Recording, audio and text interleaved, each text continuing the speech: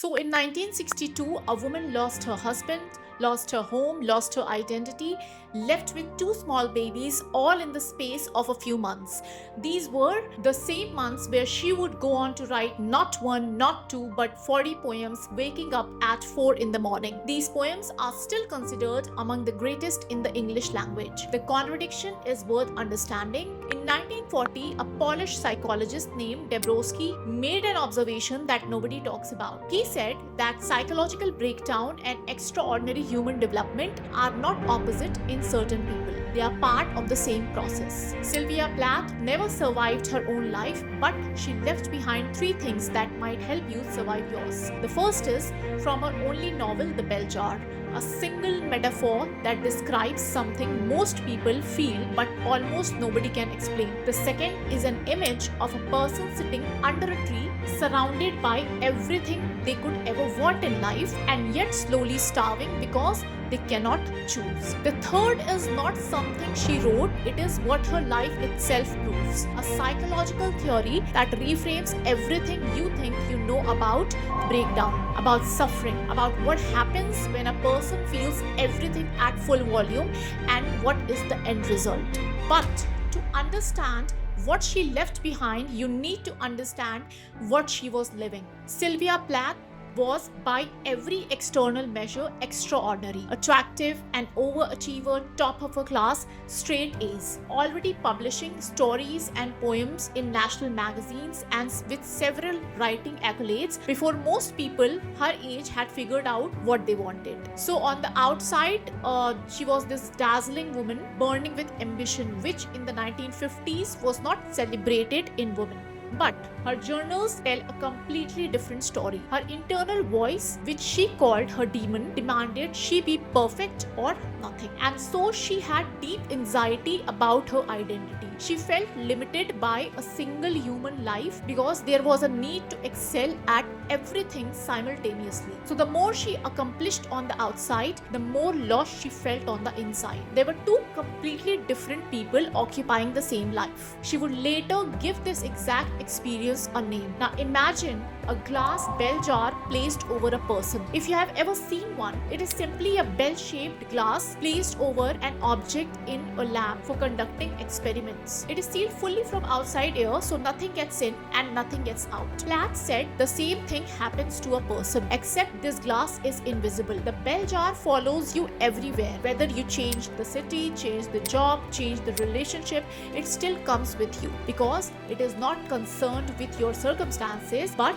what you carry on the inside. The person inside breathes only their own recycled air. The same thoughts run in a repetitive loop and thus they arrive at same conclusion over and over. No fresh air enters, so no new perspective finds its way in. Because the bell jar is transparent, the person trapped inside the jar can see life continuing around them. People are laughing, moving, participating. They can see all of it. It's just that they cannot reach out to any of it. A transparent wall separates them from everything else. And here is the cruelest part. The wall is invisible to everyone outside. People can see this person clearly.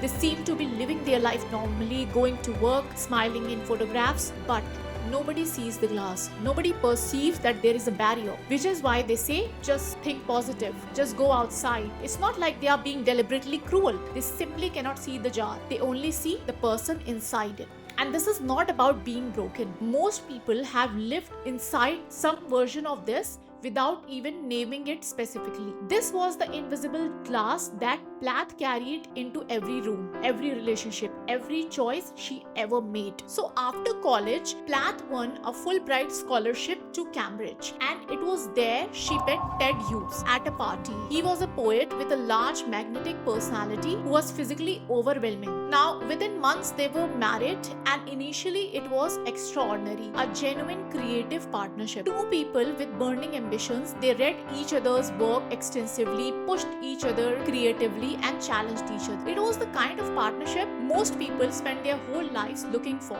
but patterns have a way of reasserting themselves. Hughes became the dominant and authoritative figure in her life, just like her father, whom she had lost at the age of 8. And slowly, the brilliant Sylvia Plath became the woman standing behind the brilliant Ted Hughes. She typed his manuscripts, organized his submissions, entered his poetry collection for a major prize which he won. Meanwhile, all her work faced repeated rejections at the time. And here is where the second thing she left behind becomes relevant for us. Because underneath all of it, the typing and the submissions and the rejections, she could still see every version of herself she was not living. The serious writer, the brilliant poet, the woman she had imagined becoming. All of it was visible to her, and yet she could reach none of it. She called this the fig tree. In her novel, a young woman sits at the base of this fig tree. Above her, every branch of the tree holds a different fig, and each fig holds a completely different life. They are not complementary but exclusive of each other. One fig represents a brilliant career as a writer,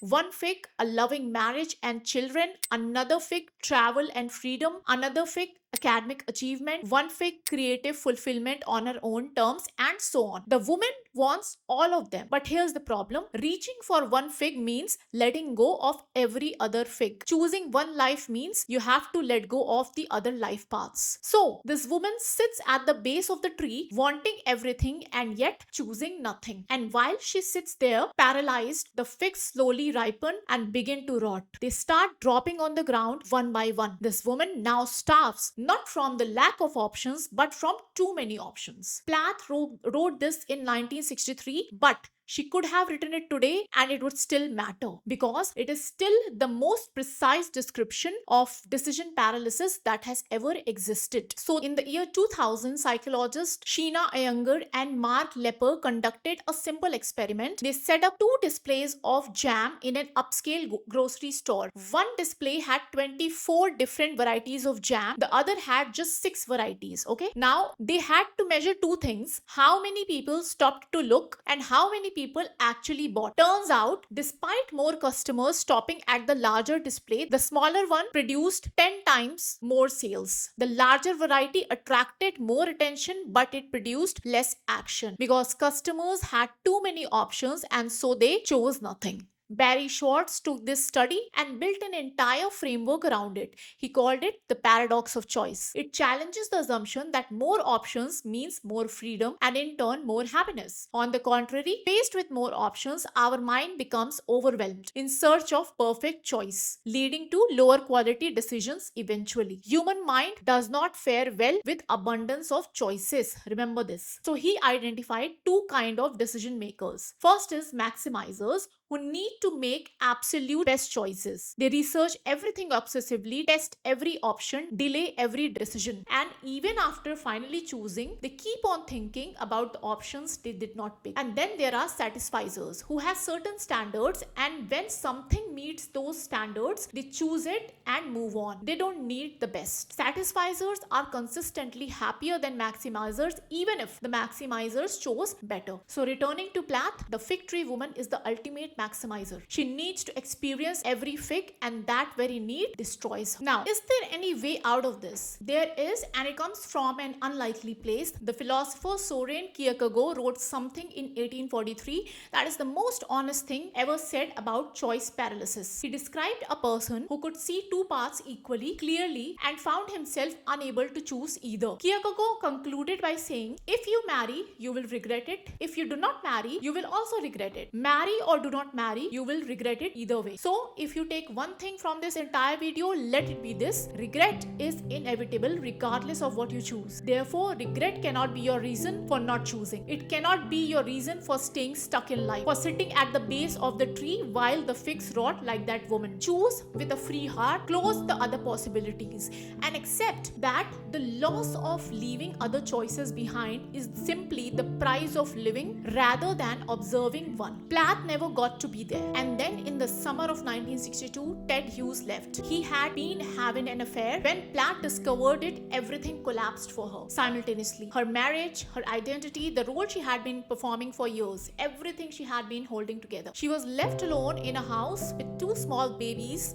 amidst the harshest British winter in over a century. Pipes freezing, her children were sick, no external support was present. The tree had finally fallen. Every single fig was gone, and then something happened that nobody predicted. She made a point to wake up at 4 a.m. every morning while her baby slept. And she wrote till 8 in the morning, the only time she would get before the babies woke up. She wrote not one, not two, but 40 raw and unfiltered poems in the span of 2 months. Still considered among the greatest in the English language. Which brings us back to where we started. Why is that when a person loses everything, when they hit the point they genuinely cannot endure, that is precisely the point when their greatest version emerges?